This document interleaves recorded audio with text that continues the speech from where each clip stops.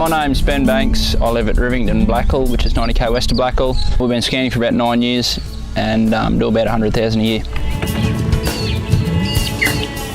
I think scanning's one of the most untapped resources, especially in Western Queensland. There's so much potential for ageing and twinning and those sort of things, and scanning in general. We can do so much more with it. We're still catching up to our southern states as far as what they're doing with their fertility. So yeah, it just gives us so many more options, and being a harsh pastoral environment, we can manage our pregnant ewes a lot better and hopefully mark a lot more lambs. Personally, at our place we scan, trying to create a more fertile flock. I think it's almost the most important husbandry you can do to an animal other than shearing it.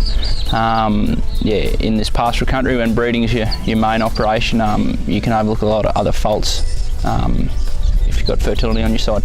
Normally in our operation here we scan for multiples.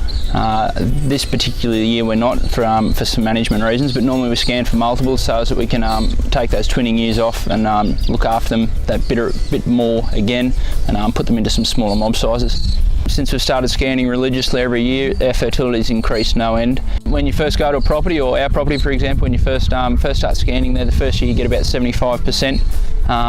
Once you remove those infertile ewes from the mob, then your scanning rates in an average season should be 85 to 90%. So you pick up that 10 to 15% within 12 months, and then you can maintain that. And over a large flock, or any size flock, that makes a huge difference to your bank balance at the end of the day. My equipment can only scan down to 42 days, so as long as the rams have been out for 6 weeks, I can scan anything over that date until the point of lambing. As far as twinning goes, or multiples, they need to be between about 42 and 90 days. And you've got to work on a sort of 6-week joining in that case. As far as starting to scan, you don't need any equipment. As far as a contract goes, I bring everything with me. You need 2 or 3 staff on hand for the day.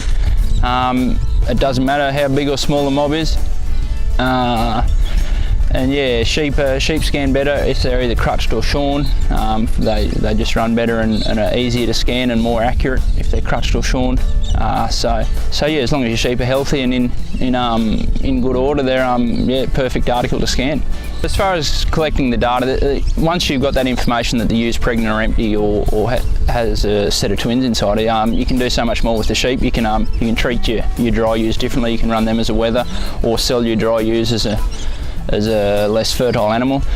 Your twinners, as I said before, you can split them up into smaller mobs, or if you're trading sheep, you could advertise them and market them as a twin bearing ewe, and probably pick up an extra $20 a head on them. Your single ewes, you can run them in bigger mobs. You can, as far as marketing them goes, if you're buying a mob of sheep, you'll pay a lot more for a mob that's scanned in lamb rather than station mated.